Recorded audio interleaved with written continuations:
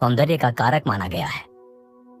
जब भी रात के अंधकार में पूर्णिमा का चंद्र अपनी शीतल किरणें बिखेरता है तो हर हृदय पर उसका असर होता है, परंतु स्त्री पर इसका प्रभाव कुछ अलग ही गहराई से प्रकट होता है। स्त्री के शरीर, उसके मन और उसकी जीवन शक्ति का अदृश्य सूत्र चंद्रमा से बंधा हुआ है। बाल, जिन्हें हम अक्सर केवल रूप रंग का आभूषण समझ लेते हैं, वास्तव में इस चंद्र शक्ति का सजीव प्रतिबिंब है। यही कारण है कि भारतीय परंपरा में स्त्री के केशों को देवी ऊर्जा का प्रतीक माना गया है।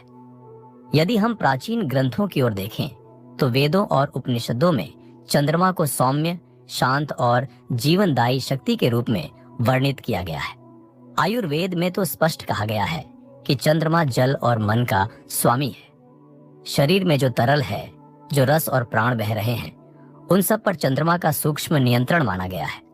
इसी कारण स्त्री, जो स्वयं जल और भावनाओं का प्रतीक है, सीधे चंद्रमा से जुड़ जाती है।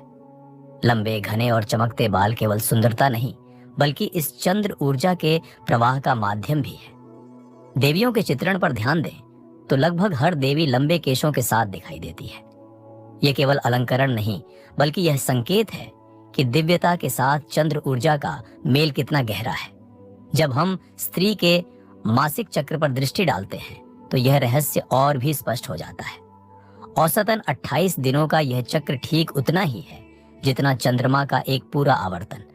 जैसे चंद्रमा अमावस्या से बढ़ते हुए पूर्णिमा तक पहुंचता है और फिर घटता है, वैसे ही स्त्री का शरीर भी ऊर्जा, हार्मोन और भावनाओं के उतार चढ़ाव से गुजरता है। पूर्णिमा के दिनों में स्त्री के भीतर ऊर्जा और आकर्षण की वृद्धि मानी जाती है। वहीं अमावस्या के समय अंतर्मुखता और शांति की आवश्यकता बढ़ जाती है। ये केवल विश्वास नहीं, बल्कि आधुनिक विज्ञान भी इसे मानता है कि स्त्री का जैविक रिदम चंद्रमा से तालमेल बिठाता है। बालों की जड़ें भी इसी रिदम से प्रभावित होती हैं। पूर्णिमा की रात को जब चंद्रमा अपनी अधिकतम रोशनी बिखेरता है तो बालों की कोशिकाएं अधिक सक्रिय मानी जाती हैं, जिससे पोषण और